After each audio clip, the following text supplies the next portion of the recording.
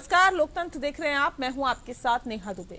विपक्षी गठबंधन में सीटों को लेकर महासंग्राम छिड़ा हुआ है। जो गठबंधन एनडीए के खिलाफ लड़ने के लिए बना था, उस गठबंधन में आपस में ही मारकाट मची हुई है। सीट शेयरिंग के मुद्दे पर ऐसा घमासान कि विपक्षी कुनबा बिखरने तक लगा है। बुधवार को महाराष्ट्र में शिवसेना यूबीटी ने अपने 17 उम्मीदवारों का ऐलान किया तो शरद पवार और संजय निरुपम नाराज हो गए। शरद पवार ने सहयोगी दल शिवसेना यूबीटी और कांग्रेस पर गठबंधन धर्म नहीं निभाने का आरोप लगाया, तो उधर संजय निरुपम ने तो अपनी ही पार्टी कांग्रेस के खिलाफ मोर्चा खोल दिया। संजय निरुपम ने कांग्रेस से गठबंधन से नाता तोड़ने को कहा है। और वहीं आपको बता दें कि उद्धव ठाकरे की शिवसेना के एक तरफा सीट शेयरिंग से नाराज प्रकाश आंबेडकर की एनडीए यानी वंचित बहुजन अघाड़ी ने गठबंधन को अलविदा कह दिया है। विपक्षी गठबंधन में यही हाल बिहार के भी दिखाई दे रहे हैं। बिहार की 40 सीटों को लेकर पेंच फंसा हुआ है। कांग्रेस, लेफ्ट और आरजेडी के बीच अभी तक सीट शेयरिंग पर सहमति नहीं बन पाई है। लालू तेजस्वी ने कांग्रेस को 6 सीटें ऑफर की है, जो कि कांग्रेस को मंजूर नहीं है। इस रिपोर्ट को देखिए। गठबंधन एमवीए में सीट शेयरिंग की घोषणा हुई तो गठबंधन के अंदर ही तलवारें खिंच गई। बुधवार को शिवसेना यूबीटी ने अपने 17 उम्मीदवारों का ऐलान किया। शिवसेना यूबीटी ने मुंबई के 5 में से 4 लोकसभा सीटों के लिए उम्मीदवारों की घोषणा की। शिवसेना उद्धव गुट की पहली लिस्ट के तुरंत बाद महाराष्ट्र महाविकास अघाड़ी में पहली टूट सामने आई। प्रकाश आंबेडकर की एमवीए यानी वंचित बहुजन अघाड़ी ने गठबंधन को अलविदा कह दिया। सीट शेयरिंग को लेकर महाविकास अघाड़ी दल के साथ बात नहीं बनने पर प्रकाश आंबेडकर की पार्टी ने अकेले चुनाव लड़ने का फैसला किया। एमवीए ने 9 उम्मीदवारों के नाम का ऐलान कर दिया है। महाविकास अघाड़ी गठबंधन इस झटके से उभरा भी नहीं था कि शरद पवार ने एक तरफा सीट शेयरिंग पर नाराजगी जाहिर कर दी। एनसीपी की बैठक में शरद पवार ने कहा कि सहयोगी दल शिवसेना और कांग्रेस गठबंधन धर्म नहीं निभा रहे हैं। ये गठबंधन के लिए ठीक परंपरा नहीं है। वहीं शिवसेना यूबीटी के सीट शेयरिंग के फैसले पर कांग्रेस नेता और पूर्व प्रदेश अध्यक्ष संजय निरुपम ने नाराजगी जताते हुए अपनी ही पार्टी के खिलाफ मोर्चा खोल दिया। दरअसल कांग्रेस नेता संजय निरुपम जिस जगह से टिकट की मांग कर रहे थे, शिवसेना ने वहां से अमोल कीर्तिकर को टिकट दिया है। अब नाराज संजय निरुपम ने कांग्रेस पार्टी के आलाकमान से गठबंधन तोड़ने की अपील की। उन्होंने कहा कि अगर पार्टी को बचाना है तो गठबंधन तोड़िए और मैदान में उतरिए, लेकिन आप शिवसेना यूबीटी के साथ अलायंस करके पार्टी को हमेशा के लिए खत्म कर रहे हैं। इसका असर महाराष्ट्र पर पड़ेगा, महाराष्ट्र के बाहर भी पड़ेगा। उन्होंने पार्टी को 1 हफ्ते का समय दिया है और किसी भी प्रकार का ठोस फैसला नहीं लेने पर स्वतंत्र रूप से निर्णय लेने की धमकी भी दी है। और अगर वो कह रहे हैं रीथिंक करना चाहिए, मतलब उनकी बात भी नहीं सुनी गई। तो जो नेगोशिएशन करने वाली जो टीम थी, जब उनकी ही बात नहीं सुनी गई है तो निश्चित तौर पर हम सब फेल हो गए। तो मैं भी यही कह रहा हूं कि शिवसेना को इतना एक्सट्रीम स्टैंड नहीं लेना चाहिए। इससे कांग्रेस का जबरदस्त नुकसान है और कांग्रेस के नेतृत्व का ध्यान आकर्षित करना चाहता हूं कि आप अभी भी इंटरवीन करिए, नहीं तो अलायंस तोड़िए। अगर पार्टी को बचाना है तो अलायंस तोड़िए और मैदान में उतरिए, लेकिन आप शिवसेना के साथ अलायंस करके अपने आप को हमेशा के लिए खत्म करने का जो फैसला कर रहे हैं वो बहुत ही आत्मघाती है पूरे कांग्रेस पार्टी के लिए, और इसका असर पूरे महाराष्ट्र में पड़ेगा, महाराष्ट्र से बाहर भी पड़ेगा। उधर संजय निरुपम के इस बयान पर शिवसेना यूबीटी सांसद अरविंद सावंत ने प्रतिक्रिया दी है। उन्होंने कहा कि संजय निरुपम कौन है मुझे नहीं पता, हमारी पार्टी में अनुशासन है। एक बार जब उद्धव ठाकरे उम्मीदवारों के नाम की घोषणा कर दें तो बात खत्म हो जाती है। विपक्षी गठबंधन में सीट शेयरिंग पर पेंच फंसा है तो वहीं बिहार में भी सीट शेयरिंग पर तनाव कायम है। विपक्षी इंडिया ब्लॉक में सूबे की 40 सीटों के बंटवारे की गुत्थी है कि सुलझने का नाम नहीं ले रही है। लालू यादव की अगुवाई वाले राष्ट्रीय जनता दल और कांग्रेस के बीच सीट शेयरिंग पर बात ऐसी फंसी कि पटना से लेकर दिल्ली तक बैठकों का दौर चलता रहा, लेकिन समाधान सामने नहीं आ सका। ऐलान का इंतजार अब भी है। चर्चा सबसे अधिक कांग्रेस को लेकर आरजेडी के तेवरों की हो रही है। आरजेडी जिस कांग्रेस के साथ मिलकर बीजेपी की अगुवाई वाले एनडीए को पटकने देने की कस्में खाती रही, उसी कांग्रेस को आरजेडी ने एक सीट के लिए तरसा दिया। बिहार कांग्रेस के नेताओं ने सूबे की दर्जन भर सीटों पर दावेदारी की थी। विपक्षी गठबंधन से जेडीयू के एग्जिट के बाद ऐसी चर्चा भी शुरू हो गई कि अब कांग्रेस के लिए अधिक सीटें पाने की राह आसान हो गई है। लेकिन बिहार की राजनीति के कद्दावर चेहरे लालू यादव के आगे कांग्रेस अब बैकफुट पर नजर आती हुई दिखाई दे रही है। लालू तेजस्वी ने कांग्रेस को 6 सीटें ऑफर की है और उधर आरजेडी लगातार उम्मीदवारों का ऐलान भी करती जा रही है। आरजेडी के रवैये से कांग्रेस नेता नाराज तो है, लेकिन पार्टी लालू तेजस्वी के फैसले के खिलाफ जाने का साहस नहीं दिखा पा रही है। होली का त्योहार अब बीत गया है और तेजस्वी की कांग्रेस नेताओं के साथ मीटिंग के बाद सूत्रों के मुताबिक आरजेडी अब 8 सीटें देने को तैयार है। हालांकि अभी इसे लेकर कोई ऐलान नहीं हुआ है। मौजूदा महागठबंधन में ऐसे हालात बने हुए हैं कि अगर कांग्रेस को उसकी डिमांड वाली लोकसभा सीट नहीं मिली तो कुछ सीटों पर फ्रेंडली फाइट की संभावना से इनकार नहीं किया जा सकता। दरअसल जिस जोश के साथ विपक्षी गठबंधन का ऐलान हुआ था, सीट शेयरिंग के मुद्दे ने उस जोश की हवा निकाल दी है। हाल ये है कि सीट शेयरिंग पर विपक्षी कुनबा बिखर रहा है। बंगाल में ममता ने अलग राह पकड़ ली है तो पंजाब में भी विपक्षी गठबंधन नजर नहीं आ रहा। यूपी में विपक्षी गठबंधन के नाम पर सिर्फ सपा और कांग्रेस का गठबंधन है तो महाराष्ट्र का हाल भी जुदा नहीं। सच तो ये है कि पूरे देश में विपक्षी गठबंधन इंडिया में सीटों का पेंच और प्रपंच का दौर जारी है। Bureau report APN। तो विपक्षी गठबंधन में सीटों का पेंच फंसा हुआ है और ये पेंच बहुत बड़ा है। दरअसल ये समझने की कोशिश यहाँ पे हम करेंगे कि आखिर ये पेंच कैसे सुलझाया जाएगा, ये जो समस्या है उसका समाधान क्या है। इस विषय पे तफसील से चर्चा करने के लिए खास मेहमान हमारे साथ मौजूद है, उनसे आपका परिचय करा देते हैं। इस वक्त हमारे साथ राकेश पोद्दार जी हैं, प्रवक्ता है भारतीय जनता पार्टी के, बहुत स्वागत है आपका। प्रखर सिंह जी हमारे साथ जुड़ गए हैं, प्रवक्ता है कांग्रेस पार्टी के, आपका स्वागत है। संजय सिंह जी हमारे साथ जुड़े हैं, माफ कीजिएगा संजय द्विवेदी जी, प्रवक्ता है शिवसेना UBT के, बहुत स्वागत है आपका। और साथ ही साथ अरुण कुमार यादव जी हमारे साथ जुड़ गए हैं, जो कि प्रवक्ता हैं आरजेडी के। अरुण जी आपका भी बहुत स्वागत है। इस खास कार्यक्रम की शुरुआत संजय जी आपके साथ ही करते हैं। सर, सीट शेयरिंग के मसले पर क्या पूरा विपक्ष अब बटा हुआ दिखाई दे रहा है? देखिए, कांग्रेस ने इससे पहले 2 चुनाव लड़े, 2014 का 2019 का। गठबंधन नहीं हो पाया था। भारतीय जनता पार्टी की बहुत नेताओं ने कहा साहब गठबंधन नहीं कर पा रहे हैं, साथ में जुड़ेंगे नहीं।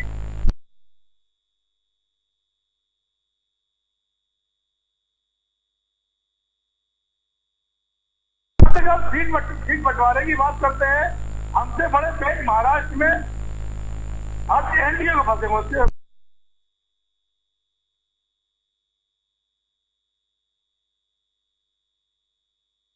सीट दे रही है। हमारा गठबंधन जो है बिल्कुल सही गठबंधन है।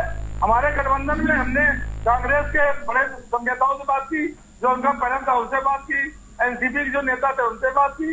इसके बाद माननीय उद्धव ठाकरे ने अपने गठबंधन के 17 उतार दिए। ठीक है, आज जो गठबंधन बना, मुझे बड़ी खुशी हो रही है। इस गठबंधन में 2-4 सीटों पे 2-4 प्रत्याशी मैदान में आ रहे हैं। वो इसलिए नहीं आ रहे हैं, अगर उनको लगता कि इंडिया गठबंधन से हम इस चुनाव हार जाएंगे तो भारतीय जनता पार्टी की तरह जो इनके नेता भाग रहे हैं, इनको ये जो भगा रहे हैं, टिकट नहीं दे रहे हैं, तो वो चीज हमारे इंडिया गठबंधन में नहीं है। आज कुछ नेता कह रहे हैं शिवसेना ने जो लिस्ट जारी की, मत जाइए ना उधर, सुनिए। शिवसेना ने जो लिस्ट जारी की उससे प्रकाश आंबेडकर की नाराजगी भी खुलकर सामने आई। गठबंधन को अलविदा कह दिया उन्होंने, इसे क्या कहिएगा? तो अगर आप इस तरह से आप देखना चाहें, तो भारतीय जनता पार्टी बिहार में चाचा जी से 5 सांसद लिए, मंत्री बनाया, उनको भगाते हुए किनारे कर दिया, उनके भतीजे को संग में ले लिया, उनको सीटें दे दी। देखिए, ये हमारे आपस में हम लोग तालमेल करते हैं, बातचीत करते हैं। बातचीत से ही आगे की रणनीति तय होती है। और माननीय प्रकाश, तो मतलब अगर बातचीत में ही समस्या का समाधान नहीं हो रहा तो आगे की रणनीति कैसे तय होगी, वही सवाल है मेरा सर। यहाँ तो गठबंधन को अलविदा कहा जा रहा है, तो इसका क्या मायने निकाले? तो नहीं, ऐसा नहीं कि इंडिया के लोग गठबंधन को अलविदा कह रहे हैं। एनडीए में भी तो गठबंधन को अलविदा कह रहे हैं। वो मौजूदा सरकार में है सर, और आप मजबूती से उनको मुकाबला करने की बात कर रहे हैं कि इनका मजबूती से मुकाबला करेंगे। उनकी मुकाबले कहाँ से कर लेंगे अभी आप? नेहा जी, हमारा जो इससे पहले चुनाव हुए हैं, हमने एनडीए का मजबूती से मुकाबला किया। 24 साल जो सीटें जीत रहे थे, विधायक बनने के बाद वो सीट नहीं जीत पाए। दूसरी सीट में हमारा प्रत्याशी खड़ा होता तो वो भी सीट हम जीतते। आप समझिए मेरी बात, गठबंधन हमारा जो महाराष्ट्र गठबंधन है, शिवसेना, कांग्रेस और भले ही हमारी पार्टी तोड़ दे, हमको मोड़ दे, हमको पछाड़ दे, लेकिन जनता किसके साथ? अगर जनता साथ में शिंदे जी की होती तो शायद उनको 24 सीटें एनडीए भारतीय जनता पार्टी दे रही होती है, लेकिन हमको सुना है सब 7 सीटें नहीं दे रहे। और यह भी हमने सुना है कि जो सीटें देंगे भी उसमें भारतीय जनता पार्टी के चुनाव चिन्ह में चुनाव लड़ेंगे। तो अगर शिंदे जी इतने मजबूत थे जिनको इन्होंने तोड़ा, तो उनको 24 सीटें भारतीय जनता पार्टी क्यों नहीं दे पा रही? तो उनकी गठबंधन में भी तो कहीं ना कहीं समस्या है। अभी तक वो पार्टी की जारी नहीं कर पाई। सर ये हम थोड़ी कह रहे हैं, ये जो हालात है ये तो पवार साहब कह रहे हैं, शरद पवार कह रहे हैं कि शिवसेना यूबीटी और जो कांग्रेस है वो गठबंधन धर्म नहीं निभा रही। हम कह रहे हैं क्या इस बात को? हमारे जो हमारे बड़े नेता शरद पवार जी है उनकी कही हुई बात का हम लोग सम्मान करते हैं। तो मतलब आप नहीं निभा रहे ना गठबंधन धर्म? सम्मान तो ऐसा ही होगा कि उनकी बातों को मान लिया जाए। अगर वो कह रहे हैं तो उनकी बातें विचार किया जाएगा ना कि कहाँ पे क्या कमी है, विचार किया जाएगा। अभी भी 7 चरणों में चुनाव महाराष्ट्र में चुनाव जो है 7 चरणों में। नहीं, शरद पवार अगर सही कह रहे हैं तो क्या आप गठबंधन धर्म नहीं निभा रहे हैं क्या? नहीं, गठबंधन धर्म यहाँ बात ही नहीं है। यहाँ पे क्यों बात नहीं है सर? शरद पवार अगर इस बात को कह रहे हैं तो ये क्या है? शरद पवार जी ये भी जानते हैं कि जो गठबंधन हुआ है शिवसेना कांग्रेस और एनसीपी, वो गठबंधन उन्हीं नेताओं के जरिए गठबंधन हुआ है। ठीक है, सीट की अगर बात है तो उसमें बात प्रखर जी देखिए, ये तो कहा जा रहा है कि कांग्रेस और शिवसेना यूबीटी ये दोनों ही गठबंधन धर्म को नहीं निभा रहे, यानी कि कांग्रेस भी नहीं निभा रही है। अब क्या बिखरता हुआ दिखाई दे रहा है विपक्ष? देखिए, पहली चीज तो ये सब अफवाहें। महाराष्ट्र में शिवसेना उद्धव साहब और एनसीपी शरद पवार जी सब साथ में हैं और साथ में लड़ रहे हैं और साथ में भारतीय जनता पार्टी और एनडीए अलायंस को हराएंगे। दूसरी चीज, आप देखिए हमारे यहाँ हर चीज पर बातचीत चल रही है, उनकी कमेटी बनी हुई है, कमेटी आपस में बातचीत करती है। मुझे नहीं लगता कांग्रेस पार्टी से किसी शीर्ष नेता या हमारे बातचीत कर रही है और समस्या का समाधान अगर अंदरूनी हो रहा है तो ये सामने क्यों कहा जा रहा है कि कांग्रेस गठबंधन धर्म नहीं निभा रही है, यूबीटी शिवसेना गठबंधन धर्म नहीं निभा रही है? तो अंदरूनी समाधान हो जाना चाहिए। नहीं, बिल्कुल चल रहा है और आपस में बातचीत चल रही है। और ये देखिए 14-5वें चरण की बातचीत की बात आप कर रही है, उसमें चल रहा है। ऐसे तो मैं आपको बता दूं कि साउथ मुंबई की सीट है जिस पर एनडीए में घमासान मचा हुआ है। नॉर्थ वेस्ट महाराष्ट्र की जो मुंबई की जो सीट है उस पर घमासान मचा हुआ है। रत्नागिरी की सीट पर घमासान मचा हुआ है। सिंधुदुर्ग की सीट पर घमासान मचा हुआ है। नासिक की सीट पर घमासान मचा हुआ है। लगभग 10 ऐसी सीटें हैं जिस पर घमासान मचा हुआ है। हाँ। अरे आपस में बातचीत करके, हम डेमोक्रेटिक तरीका है, हर पार्टी चाहती है कि उसके ज्यादा से ज्यादा कैंडिडेट चुनाव लड़े। वो आपस में सीट शेयरिंग का एक कमेटी बनी हुई है, चाहे वो शिवसेना उद्धव साहब की हो, चाहे वो कमेटी तो बनी है, लेकिन सार्वजनिक अगर बयान दिया जाए और संजय निरुपम तो कितने नाराज हो गए यूबीटी के लिए से। संजय निरुपम इतने नाराज हो गए कि उन्होंने कहा कि कांग्रेस को गठबंधन तोड़ देना चाहिए। देखिए, ये उनका व्यक्तिगत बयान है। व्यक्तिगत कैसे हो गया? व्यक्तिगत बयान है। कांग्रेस पार्टी का स्टैंड रखने के लिए मैं यहाँ बैठा हूँ। कांग्रेस पार्टी का स्टैंड रखने के लिए हमारे बाकी जितने भी बैठा हुआ है। व्यक्तिगत बयान हो गए क्या? नहीं, कांग्रेस पार्टी को कोई ऑफिशियल संजय निरुपम कोई छोटे नेता है क्या? भाई कांग्रेस बड़े नेता है, मगर ये उनका व्यक्तिगत और जिम्मेदारी से मैं बोल रहा हूँ, ये उनका व्यक्तिगत बयान है। तो आप ये सब बातें मत करिए, या कोई हम लोग के बीच में कोई ऐसी कोई मिसअंडरस्टैंडिंग नहीं है। और बहुत जल्दी 2-3 दिनों के अंदर आपको सीट शेयरिंग की सारी चीजें आपको मिल जाएंगी। चाहे उद्धव साहब हो, चाहे कांग्रेस पार्टी हो, चाहे शरद पवार जी हो, मिल के हम भारतीय जनता पार्टी और एनडीए की जो सरकार है, जिसमें जो युवा है वो बेरोजगारी में 82% ज्यादा युवा बेरोजगार है। पर भी तवज्जो नहीं दी जा रही है आप लोगों को।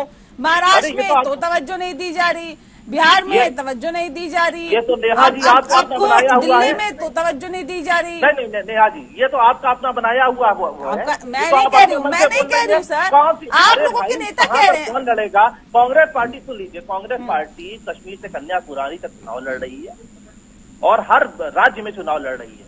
बाकी सब पार्टियां अपने राज्य में चुनाव लड़ रही है। कांग्रेस पार्टी की बिहार में क्या नाराजगी है बताइए ना? नहीं, बिहार में भी क्या नाराजगी है? बिहार में भी हमारी बातचीत चल रही है ना। कौन सी नाराजगी है? तेजस्वी ने क्या कोई बयान दे दिया? 19 तारीख को चुनाव है पहले चरण का। पहले चरण का चुनाव 19 तारीख को है सर, अभी बातचीत ही चल रही है। मैं आपको बहुत ही जिम्मेदारी से नेहा जी बोल रहा हूँ, कल तक का वेट करिए, सारी चीजों का समाधान निकल आ रहा। बातचीत चल रही ना तेजस्वी जी कुछ बोल रहे हैं, ना हमारे नेता कुछ बोल रहे हैं। ये तो स्पेकुलेशन आप एनडीए से पूछ लीजिए, बीजेपी के प्रवक्ता बैठे बताए ना। साउथ मुंबई की सीट पर घमासान नहीं चल रहा है। सात सात पार्टियां आपस में अभी तक सीट वहाँ शेयरिंग क्या तो चल पाई रहा है वो पूछने के लिए तो सर अरे मैं तो हूँ आप ना, हमसे ही मैं सारी हूँ। चीजें इंडिया अरुण गठबंधन से जी, पूछेगी। अरुण कुमार यादव जी, सवाल इस बात को लेकर कि बिहार में इस साल क्या स्थिति है, क्या वहाँ पे भी सीट शेयरिंग पर सिर्फ टोवल की स्थिति बनी हुई है क्या? बिल्कुल नहीं नेहा जी, आप लोग जिस तरीके से इसको हवा दे रही हैं, एक इन लोग तो हम क्यों हवा देंगे सर? आप लोगों के नेता है जो बाहर आके बोलते हैं, हम क्यों हवा देंगे इसको? भारतीय जनता पार्टी के एजेंडे में, लेकिन जो डिबेट का एजेंडा होना चाहिए बस, तो यहाँ है बिहार में देख रहे हैं सिर्फ पटोवल एनडीए में है। एनडीए बिखर गई, टूट गई, इस तरीके से। कैसे टूट गई बताइए ना, कैसे टूट गई? देखिए ना पारस जी, दूध की मक्खी की तरह निकाल दिया गया, भारतीय जनता पार्टी ने अलग कर दिया गया। 5 साल उनके सांसदों का समर्थन लिया, और जब चुनाव की बारी आए तो क्या हुआ आप देखिए कुशवाहा जी को बिना पूछे एक सीट थमा दिया गया, मुंह से आवाज तक नहीं निकला।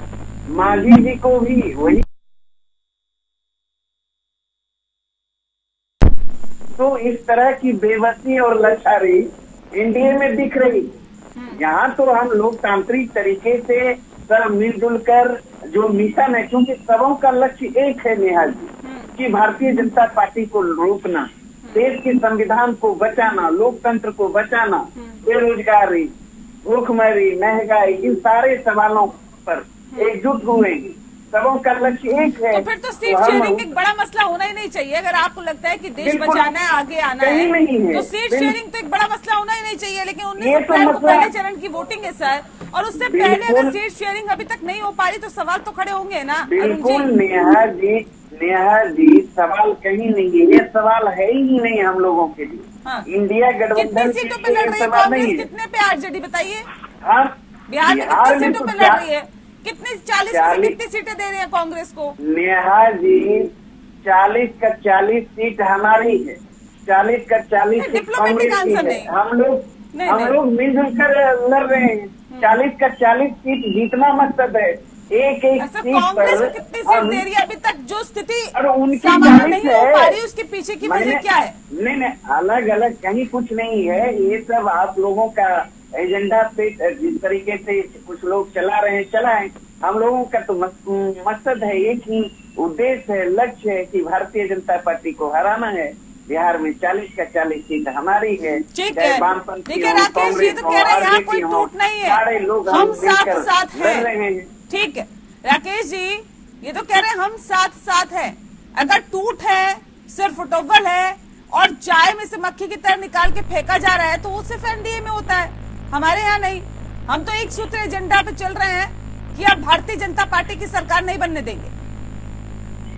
देखिए नेहा जी, इस अभी 2024 का चुनाव भारत को महान बनाने वाला चुनाव है, भारत को तीसरी अर्थव्यवस्था बढ़ाने वाला चुनाव है, और हमारा लक्ष्य 29 नहीं 2043 का लक्ष्य है। और बाकी इन्होंने पशुपति कुमार पारस जी की बात कही, तो आप देख सकते हैं पशुपति कुमार पारस जी को भी भारतीय जनता पार्टी ने, और कल ही प्रिंस राज जी ने जाके हमारे प्रदेश प्रभारी विनोद तावड़े जी से मुलाकात की और कहा, उन्होंने भारतीय जनता पार्टी के साथ हूँ, आप जैसे रखना है वैसे रखिए, लेकिन हम भारतीय जनता पार्टी के साथ माननीय प्रधानमंत्री जी के नेतृत्व में काम करना चाहते हैं। तो हमारे यहाँ कोई ऐसा नहीं है। आप देख सकते हैं किस तरह बिहार के अंदर 17 सीट भारतीय जनता पार्टी को लिया, जनता दल यूनाइटेड को 16 सीट दिया, 5 सीट लोक जनशक्ति पार्टी को दिया, एक कुशवाहा जी को, एक मांझी जी को। हमारे यहाँ कोई ऐसा नहीं। पूरे देश के अंदर हम लोगों ने लगभग 5 लिस्ट निकाल चुके हैं, आज तक किसी का नाम नहीं सुने हुए, कुछ फुटबॉल हुआ है। इन लोग जितने भी हैं, ये लोग महात्मा गांधी है।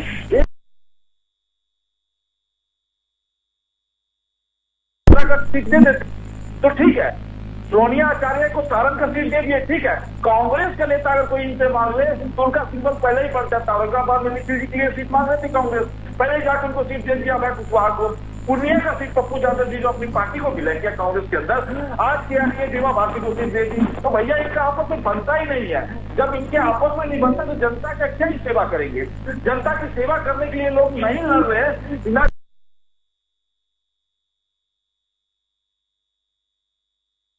जनता को जवाब देंगे, क्या जनता के लिए काम करेंगे और आपकी सरकार बनाए तो क्यों बनाए? देखिए नेहा जी, सवाल हमसे है तो मैं एक चीज बता देना चाहता हूँ कि जनता के लिए हम लोगों ने 2014 के अंदर 535 वादे किए थे, तो हम लोगों ने 525 वादे को पूरा किया, 95% वादे को पूरा किया। फिर उसके बाद 2019 में हम लोगों ने 235 वादे किए थे जनता के बीच में, तो हम लोगों ने 224 वादे को पूरा किया। यहाँ भी कहीं ना कहीं सारे वादे को पूरा किया। देख सकते हैं 370 का मुद्दा हो, चाहे CAA का मुद्दा हो, चाहे आप देख सकते हैं कि विश्वकर्मा योजना लाने का मुद्दा हो। पांच बातों को छोड़कर आगे के 10 वादे और बता दीजिए जो पूरे किए आपने। देखिए हम लोगों ने महिलाओं के लिए काम किया, गरीब क्या काम किया? महिलाओं के लिए मैं क्या बता- काम किया? महिलाओं को 33% आरक्षण देने का काम किया। कब मिल गया क्या? मिलेगा। कब मिलेगा? मोदी जी की गारंटी है, मोदी जी का है, वो करेंगे। और उसके बाद हम 1 करोड़ लखपति दीदी बनाने का काम किया। जो हमारी माताएं बहनें सोच करने के लिए बाहर जाया करती थी, 16 करोड़ लोगों महिलाओं को हम लोगों ने शौचालय देने का काम किया। उस दीदी को हम लोगों ने 3 करोड़ घर बनाने का काम किया। हम लोगों ने काम किया। काम जो मोदी जी की गारंटी है, उस काम से हम लोग बात करते हैं। हम लोग चुनाव के अंदर आप देख सकते हैं कि राम मंदिर का मुद्दा था, सुप्रीम कोर्ट के आदेश के अनुसार, संविधान के अनुसार हम लोगों ने। ठीक है, अरुण जी कुछ कहना चाहते हैं। अरुण जी जल्दी से, संजय जी भी कुछ कहना चाहते हैं। मैं आती हूं। नेहा जी आपके सवालों का तो ये भारतीय जनता पार्टी के सवाल ये साथी जवाब दे नहीं पाए। इनको बताना चाहिए ना, प्रत्येक वर्ष जो इन्होंने वादा किया था, प्रत्येक वर्ष 9 करोड़ नौकरी देने का क्या हुआ, महंगाई रोकने का क्या हुआ, किसानों की आय 2 गुनी हुई, ये इनको बताना चाहिए। विदेशों से काला धन आया, प्रत्येक नागरिक के खाते में 15-15 लाख रुपया गया, तो ये सब मुद्दे की बात नहीं करेंगे, ये सिर्फ घुमाने फिराने की बात करेंगे, क्योंकि किया तो कुछ नहीं। और महिलाओं की बात कर रहे थे, इनका सूची जारी हुआ है बिहार में, 17 उम्मीदवार की घोषणा इन्होंने की, एक भी महिला ने, पूछ लीजिए क्या स्थिति है। महिलाओं की बात करते हैं तो इन लोगों के पास कोई मुद्दा नहीं है। जनता इन लोगों का जो चेहरा था समझ चुका है, उजागर हो चुका है। जनता सबका चाल चेहरा जानती है सर। जनता बहुत समझदार है, जब वोट की छूट देती है तो बेहतर तरीके से समझदारी के साथ ही देती है। इसीलिए तो नेहा जी, इसीलिए तो भारतीय जनता पार्टी और नरेंद्र मोदी जी में बेचैनी है, उम्मीदवार ही मिल रहा है। अरुण जी आप कुछ कह रहे थे, अपनी बात पूरी कर लीजिए फिर मैं आगे बढ़ती हूँ। तो यही नेहा जी हम बोल रहे थे कि इन लोगों के पास कोई मुद्दा नहीं। जो संकल्प करके 2014 में 2019 में आए जनता के बीच, आज जनता को जवाब देने में असमर्थ है।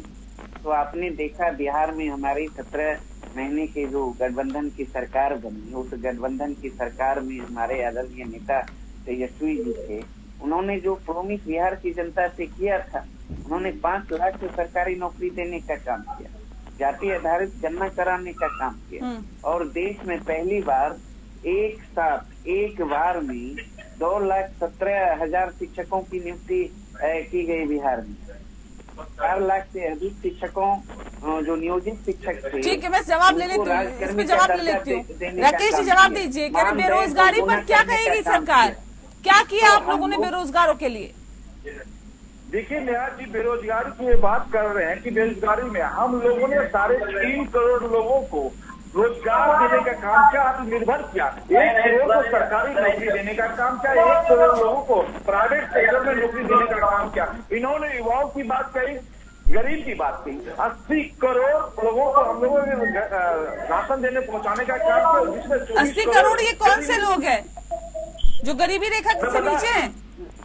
नहीं, जो गरीब हैं उनको 80 करोड़ लोगों को हमने बीपीएल के द्वारा राशन पहुंचाने का काम किया, जिसमें नया जी 24 करोड़ लोग नीति आयोग के रिपोर्ट के अनुसार गरीबी रेखा से बाहर आए। किसान की बात करते हैं, किसानों के लिए हम लोगों ने गन्ना किसानों के लिए 25 रुपए बढ़ाने का काम किया, MSP पे 10% काम किया। और रघुनाथन स्वामीनाथन किसान सड़क पे थे और यही वजह थी कि आपके पंजाब में सहयोगी दल अकाली दल जो है वो आपको छोड़ के चले गई। आप कह रहे हैं कि देखिए विपक्षी गठबंधन में फूट है। यहाँ पे ये बताइए कि एनडीए के कितने सारे जो सहयोगी दल थे वो छूट कर चले गए। नीतीश कुमार चले गए थे, वापस आपने बुलाया। शिवसेना चले गई, वहां अकाली दल चले गया, कई लोग चले गए, कई दल आपको छोड़ के चले गए। क्या आपको नहीं लगता कि एक तरफ विपक्षी पार्टियों का जो दल है वो मजबूत होता जा रहा है, एनडीए में कमजोरी है इस वक्त? नहीं, एनडीए कमजोर है। भारतीय जनता पार्टी और नरेंद्र मोदी जी की गारंटी के साथ कोई कमजोर नहीं है। शिवसेना हमारे साथ है, अजीत पवार शरद पवार की पार्टी जो है एनसीपी असली हमारे साथ है। आप कह रहे हैं हम लोगों ने काम किया, अगर ये लोग छोड़ के चले गए तो 5 राज्यों में चुनाव हुआ नया जी, हम लोग 3 राज्यों से जीतने का भी काम किया। तो कहीं ना कहीं इन लोगों को लगता है, देखिए हमारा रोड मैप है, हम लोग ने रोड मैप तैयार कर लिया 2024 का। जनता के बीच में जाके हम लोग मांग रहे हैं कि हम अपना घोषणा पत्र तैयार करना चाहते हैं, आप अपना विकसित भारत का आपका संकल्प दीजिए, आप बताइए कि नए मुद्दे लेके हम जिसमें क्या आ सकते हैं, उस पर हम काम करें। लेकिन आप दूसरी तरफ देख लीजिए, आज उनका सीट का बंटवारा नहीं हुआ, कहां से चुनाव लड़ेंगे इसका बंटवारा नहीं हुआ भैया। अब चुनाव सीट पे आ गया, कल से नॉमिनेशन चालू है, नॉमिनेशन 2 दिन के बाद खत्म होने वाला है पहले चरण का। ये कहां अभी तक सीट का बंटवारा नहीं कर पाए। तो ठीक है, संजय जी कुछ कहना चाह रहे हैं? संजय जी देखिए, मैं 2-4 बातें स्पष्ट रूप से बात कहना चाहूंगा कि अभी जैसे हमारे प्रवक्ता जी ने कहा भाजपा के कि शिवसेना मेरे साथ है, तो 2019 में शिवसेना को 5 सीटें दी गई थी लोकसभा, तो क्या 24 सीटें ये दे रहे हैं? दूसरी बात कि 3 जो बिल इन्होंने पास किए थे लोकसभा में, बिना किसी से पूछे पूरा विपक्ष विरोध कर रहा था, किसानों ने धरना दिया, 700 किसान मर गए। जो 700 किसान मरे हैं वो किसकी जिम्मेदारी है? या उसके जिम्मेदार कौन है? इसके बाद माननीय प्रधानमंत्री जी को सपना आया और उन्होंने वो तीनों कानून वापस ले लिए। तो जो 700 किसान मरे उनका जिम्मेदार कौन? दूसरा, 24 सीटें दे रहे हैं कि नहीं दे रहे हैं? दूसरी बात आप देखिए, जो कह रहे हैं गारंटी में दे रहा है, आज जो पिछली सरकारें थी उन्होंने सुई से लेके आज हवाई जहाज बन रहे हैं। रेल पटरियां कितनी थी? कोयले के इंजन चल रहा था, डीजल के इंजन चल रहा है, IIT बनी, हमारा अनुसंधान केंद्र बना, ऐसे तमाम चीजें डेवलप की। नेक्स्ट जो हमारा जो आज जो हम लोग डिबेट कर रहे हैं, तो नेक्स्ट जो डिबेट कर रहे हैं बैठे हुए हम लोग, तो उसकी भी इजाजत खाली राजीव गांधी ने किया। इन्होंने क्या किया? जो गारंटी की बात कर रहे हैं, किसानों को पहले दिया जाता तो खरीद नहीं पाता। दूसरी बात आप देखिए, जो ये बात कह रहे हैं सर हमने सब कुछ सही कर दिया, देश बहुत अच्छा चल रहा है। तो जब देश अच्छा चल रहा है तो पेट्रोल डीजल के साथ उस समय जब मनमोहन सरकार थी 2014 से पहले तो $152 था, आज वही क्रूड ऑयल की कीमत है 72-73। तो 100 रुपए में क्यों बिक रहा डीजल? क्योंकि जो भी अंतर्राष्ट्रीय मार्केट में क्रूड ऑयल से अपनी दाम लगाए जाते हैं पेट्रोल डीजल के, तो इतने महंगा क्यों बिक रहा है? कोई जवाब है इनके पास? और जो पार्टियां तोड़ रही है, तोड़ के अपनी पार्टियां बना रहे हैं, तो इसके जिम्मेदार कौन है? एक अटल बिहारी वाजपेयी नहीं तो कह रहे हैं ना, देखिए शिवसेना, असली शिवसेना तो हमारे साथ आज भी है। तो 24 सीटें दे रहा है कि नहीं दे रहा है? मैं वही तो पूछ रहा हूँ। हमको 5 सीटें मिली लोकसभा मिली उद्धव ठाकरे के सम्मान में, उद्धव ठाकरे का पराक्रम देख के। तो आज क्या सीटें दे रहे हैं? 18 सांसद सीटें हमारा वोट बैंक इनको मिला था, क्या 24 सीटें दे रहे हैं? नहीं दे रहे। क्यों? इनको मालूम है सिंधेली शिवसेना नहीं है, वो तो चुनाव में चोरी से शिवसेना को दे दिया, एनसीपी को दे दिया। तो जो ये राकेश जी क्या डर गई है क्या भारतीय जनता पार्टी? डर गई? बताने कितनी सीट दे रहा है? हम तो पूछ रहे हैं। शिवसेना ने हम असली मान रहा है, बताइए। करने के लिए विजन रखा हुआ, उस विजन से काम करना चाहता है। इन लोगों का कोई विजन नहीं है। उद्धव ठाकरे चाहते कि आदित्य ठाकरे किस तरह मुख्यमंत्री बन जाए, शरद पवार चाहते कि सुप्रिया सुले किस तरह मुख्यमंत्री बन जाए, अखिलेश यादव क्या हो रहा है? जनता बनाएगी ना, आप बनाओ क्या? कोई नहीं है। अगर आदित्य ठाकरे मुख्यमंत्री बनेंगे, सुप्रिया सुले बनेगी, तो आप बनाओ क्या? आगे परिवर्तन क्या होगा? पार्टी हमारी है, उद्धव ठाकरे की पार्टी है, शरद पवार जी की पार्टी है, तो क्या कौन देंगे? आपको समझ नहीं आती? तीसरा राशन उस पार्टी को कौन दिया? क्या सिखाना चाहते हो? अरे क्या सिद्धांत आपके हैं? जब पार्टी आपके साथ उस पार्टी को कौन दिया? कौन से बिखेर दिया आपने पार्टी को? डरने वाले हम नहीं है। चुनाव आ रहे हैं, हमारे चलिए कितनी सीटें मारा, 7 सीटें आएंगी, ढाई तो नहीं बता पाएंगे आप, 5 सीटें आएंगी। आप देखिएगा शिवसेना का वोट जो कन्वर्ट होता था आपके पास, वो नहीं होगा। और सिंधे जी भरोसे रहिए और 24 सीटें हमको दीजिए, 22 सीटें हमको दीजिए। तब समझ में आएगा उनके। 22 सीटें दीजिए उनको, 22 सीटें आपने चुनाव दे ना। देखिए वो तो कानूनी मामला है ना सर। अब संजय द्विवेदी जी थोड़ी ना बताएंगे कि उनको कितनी सीटें देनी है। इसके मतलब इन्होंने जानबूझ के पार्टी तोड़ी, पार्टी तोड़ने जानबूझ की है। अगर पार्टियां तोड़ना तो उनको देना, और अपनी शिवसेना चिंता को मान देंगे तो 22 सीटें दे उनको, क्यों नहीं दे रहे? 7 सीटें क्यों दे रहे हैं उनको? जान गए कि इससे गलती हुई थी, एनसीपी को तोड़ के शिवसेना को तोड़ के गलती हुई है, इसलिए इसकी सजा इनको मिलेगी, जनता सजा देगी। महाराष्ट्र की जनता, बिहार जनता, महाराष्ट्र की जनता ने देखा है, वो जवाब भी अपना देगी। लेकिन प्रखर जी, सवाल इस बात को लेकर है कि कांग्रेस की मजबूरी है, या आपको लगता है कि अब वो स्थिति आ गई है कांग्रेस में कि अगर तमाम विपक्षी पार्टियों को साथ में लेकर नहीं चला तो एक बार फिर से मोदी सरकार बन जाएगी? इसमें मजबूरी क्या, हमेशा से देखिए एनडीए और यूपीए रहा है। यूपीए में भी बहुत तो ये यूपीए नहीं है ना, ये तो एक अलग गठबंधन बना है। अरे अब फिर इस गठबंधन का नाम एनडीए है। इससे पहले यूपीए हुआ करता था, एनडीए के अकेले है। बीजेपी अकेले चुनाव लड़ी कभी आज तक?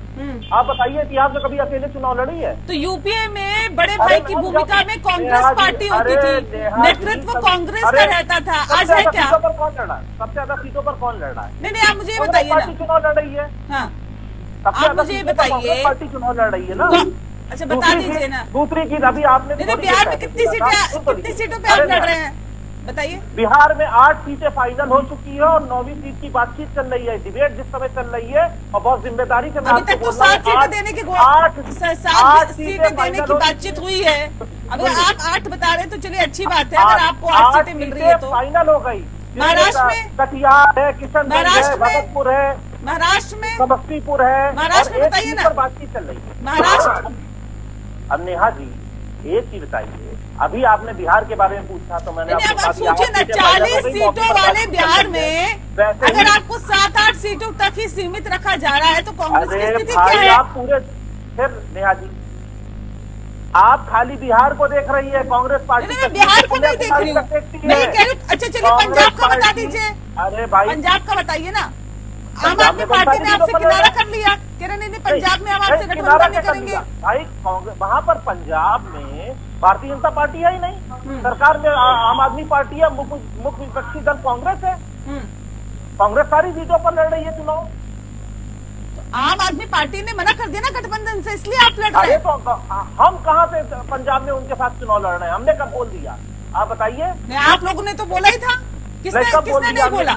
आप लोग तो करना ही चाहते थे, लेकिन आम आदमी पार्टी ने नहीं किया ना सर। हमने कब बोला कि हम पंजाब में उनके साथ चुनाव लड़ने जा रहे हैं? कभी गठबंधन किस चीज का है फिर? अरे गठबंधन दिल्ली में है, वो दूसरा प्रदेश है।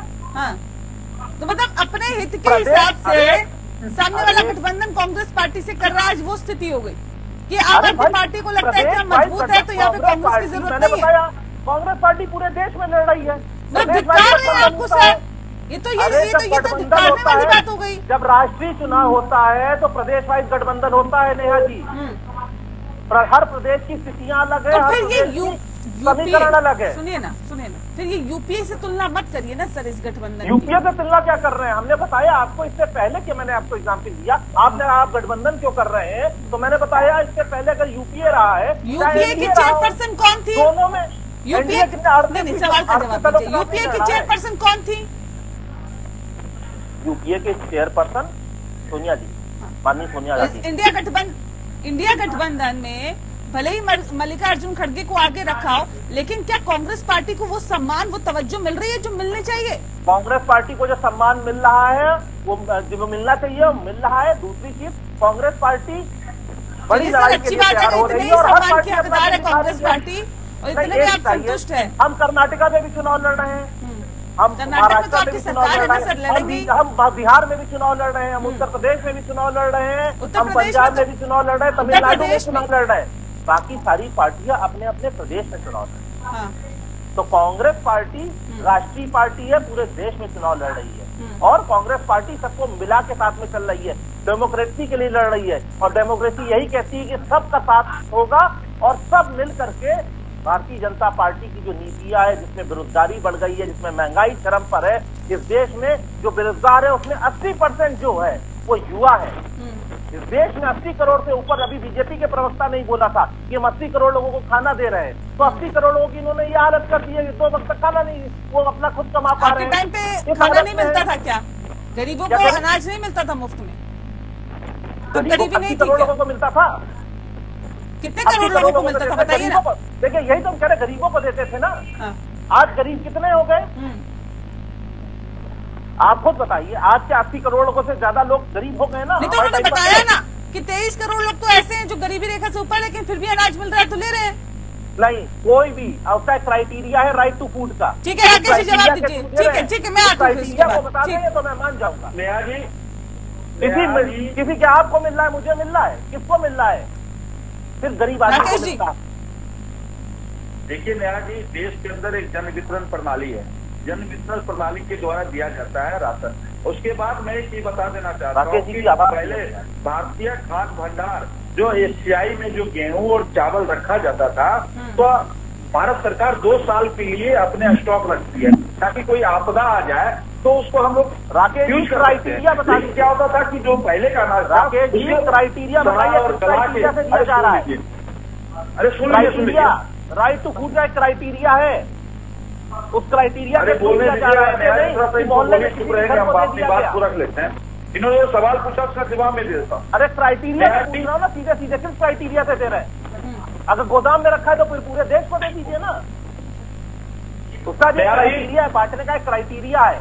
डिबेट पर आए हैं, तथ्यों पर बात करिए। वो क्राइटेरिया क्या है?